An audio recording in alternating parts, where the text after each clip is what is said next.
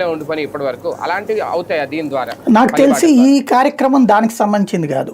అవి ఆల్రెడీ ఇప్పుడు కూడా ఏదో వారంలో ఒక రోజు పెడుతున్నారు కలెక్టర్లు వీళ్ళందరూ కూడా రిప్రజెంటేషన్స్ తీసుకోవడం. అట్లాగే చివరికి ఇలా పార్టీ ఆఫీసుల్లో కూడా పెట్టారు. అవన్నీ అక్కడికి వస్తున్నాయి,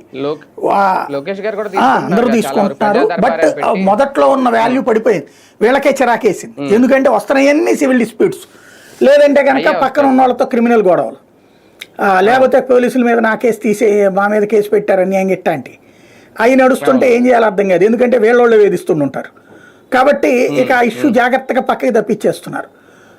ఇప్పుడు ఇక అందుకని, ఎందుకంటే పార్టీ కార్యాలయాలు అయిపోయింది, ఆ టర్మ్ అయిపోయింది. ఏది ఎక్కడికక్కడ తీసుకోవడం, పార్టీ కార్యాలయాల దగ్గర తీసుకోవడం, ఇదంతా అయిపోయింది. ఇక మళ్ళీ ప్రభుత్వం పనిచేయట్లేదనే ఫీలింగ్ వస్తుంది. అందుకని మళ్ళీ మీ దగ్గరికే పంపించాను. ఇప్పుడు నాకు తెలిసి ఈ నిద్రలో జరిగేది ఏంటంటే ఆ చుట్టుపక్కల ఊళ్ళోళ్ళు వచ్చి అక్కడ తమ రోడ్డు గురించినో, కాలువ గురించినో, ఇరిగేషన్ గురించినో ఇట్లాంటివి చెప్పుకుంటారు. ఇప్పుడు కొన్ని ఏరియాల్లో నిషేధిత భూములు ఉంటాయి, అట్లాంటివి ఆ ఏరియా సమస్యలు చెప్పుకుంటారు.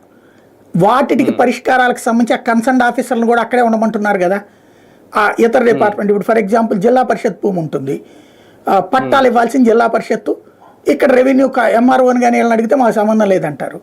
ఇప్పుడు ఇక్కడ కలెక్టరేట్ కూర్చున్నప్పుడు జిల్లా పరిషత్ చైర్మన్ కూడా, ఇదే జిల్లా పరిషత్ సంబంధించిన